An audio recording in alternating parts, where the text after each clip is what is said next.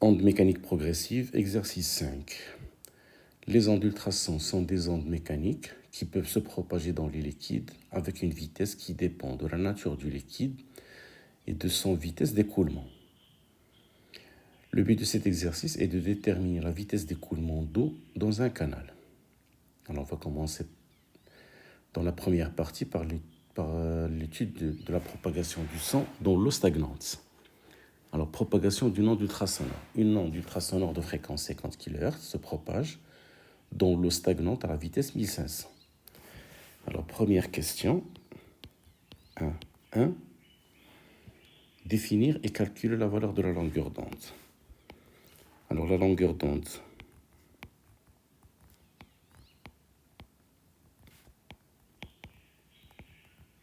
lambda est la distance parcourue par l'onde pendant une période temporelle t. Alors, on a la vitesse v, c'est lambda fois n. Donc, lambda, c'est la vitesse sur n. Application numérique. La vitesse, c'est 1500. N, c'est 50 000, 5, 10 puissance 4.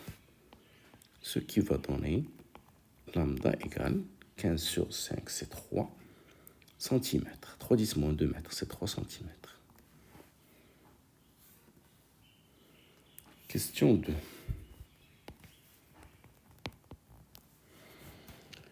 Est-ce que lambda change lorsque cette onde se propage dans l'air? Bien sûr, il change parce qu'il dépend du milieu. On a V dépend du milieu de propagation.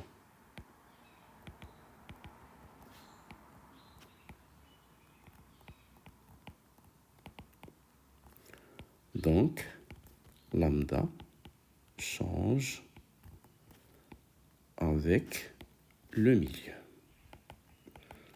Puisque la fréquence ne change pas, donc c'est lambda qui va changer. Alors la question 2. Détermination de la vitesse d'écoulement d'eau dans un canal. Alors les ondes ultrasonores se propagent à la vitesse v dans l'eau qui s'écoule dans un canal à la vitesse VE. Avec une vitesse v qui est égale à V0 plus VE. Alors c'est une vitesse relative. Donc la vitesse v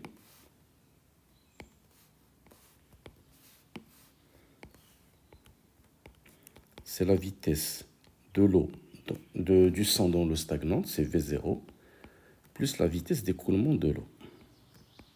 C'est la somme vectorielle. Alors, V0, c'est la vitesse de propagation de l'onde dans l'eau stagnante. Alors, pour déterminer VE, la vitesse d'écoulement d'eau, dans un canal horizontal, on y place un émetteur E et un récepteur d'ultrasons dans une position parallèle à la direction d'écoulement d'eau est distant de t égale à 1 mètre. L'émetteur envoie une onde d'ultrason d'une durée très courte et qui est reçue par le récepteur. Un système d'acquisition informatique permet d'enregistrer le signal U de T reçu par R. On enregistre le signal U de T dans les deux cas suivants. Alors, premier cas, l'émetteur est fixé au point A, le récepteur au point B.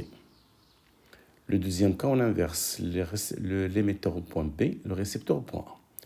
C'est-à-dire, dans le premier cas, le son va se propager dans le même sens d'écoulement de l'eau. Le deuxième cas, le son se propage dans le sens opposé de l'écoulement de l'eau. Et on obtient les deux enregistrements. Alors, première question, détermine l'enregistrement qui correspond au deuxième cas. Alors, pour le premier cas,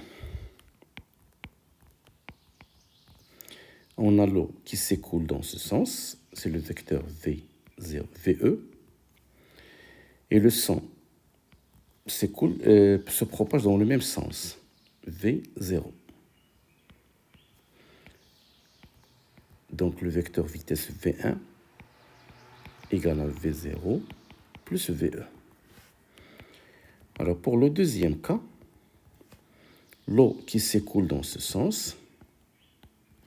Et on a inversé l'émetteur et le récepteur, donc V0 sera dans le sens opposé. C'est-à-dire que la vitesse V2 du deuxième cas sera V0 moins VE. Alors, la vitesse V1 est supérieure à V2, ce qui va donner que l'instant d'arrivée T1 sera inférieur à T2. Donc, le premier cas, c'est l'expérience, c'est la figure A. Et le deuxième cas, c'est la figure B. Alors, deuxième question. Question 2.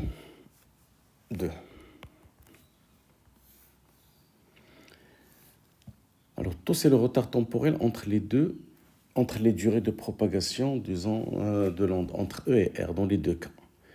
Déterminer l'expression de taux. Alors, le retard temporel taux,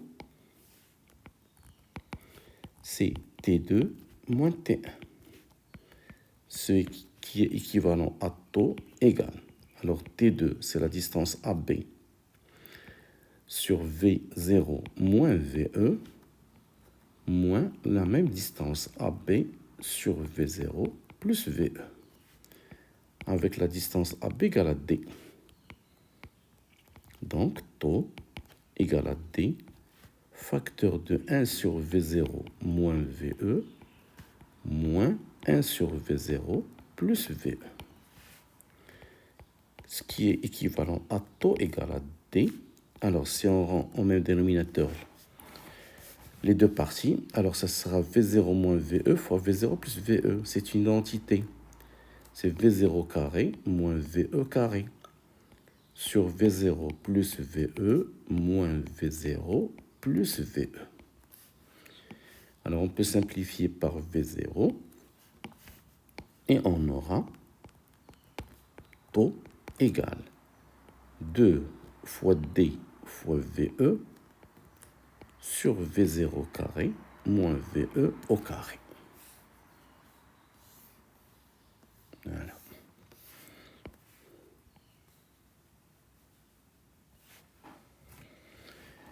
Alors, application numérique, question petit b. Calculer V0, calculer VE, sachant que V0 est très inférieur à que V0 est très supérieur à VE. Alors, on a V0 très supérieur à VE, ce qui va donner que V0 carré moins VE carré à peu près égal à V0 carré. Donc, taux, c'est à peu près égal à 2 fois D fois VE sur V0 carré. Donc, VE égale taux fois V0 carré sur 2D. Alors, application numérique, VE égale à taux qui est égal à 2 microsecondes de 10 moins 6 fois 1500 au carré sur 2 fois la distance t égale à 1. Et on aura VE égale à 2,25 mètres par seconde.